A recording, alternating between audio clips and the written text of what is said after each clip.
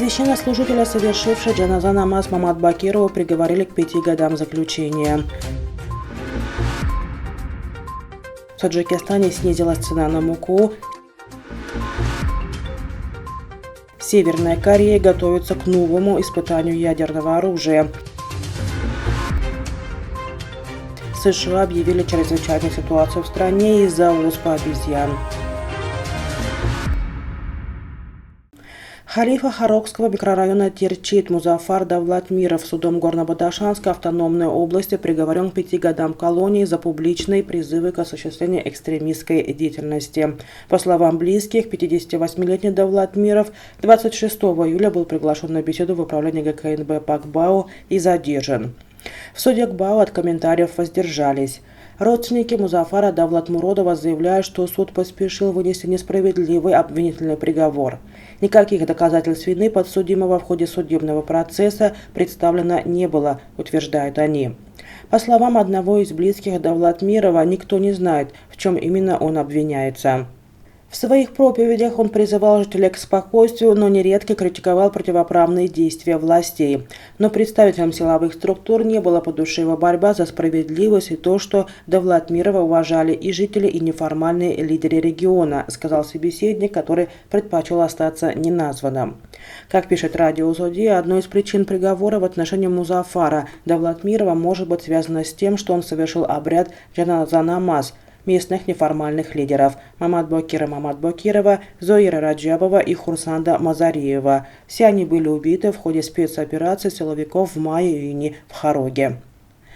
Имя Музафара Давлатмирова фигурировало в подписанном представителями силовых структур правительства с одной стороны и представителями гражданского общества с другой стороны протоколе для всестороннего рассмотрения вооруженного инцидента, произошедшего в Хароге 21 мая 2014 года. В Таджикистане средняя цена на 50-килограммовый мешок муки снизилась на 20 сомони. Власти говорят, что стало возможно благодаря увеличению запасов пшеницы и муки. Жители называют еще две причины. Это уменьшение спроса и невозможности хранить муку на складах из-за жары. О снижении цен на муку сообщают продавцы в регионах. По свидетельству жителей Айнинского района, они 4 августа купили муку первого сорта за 360 сомони, второго сорта за 340 сомони. Такие сообщения редакция информагентства «Азия Плюс» получила и из других городов и районов Таджикистана.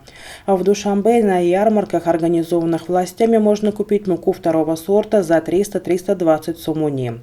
Цена мешка 50-килограммовой муки в зависимости от сорта на рынках таджикской столицы в общем составляет 320-360 сомони. Ранее население жаловалось на дороговизну пшеничной муки. Некоторые семьи расходовали почти весь свой месячный доход на покупку этого продукта.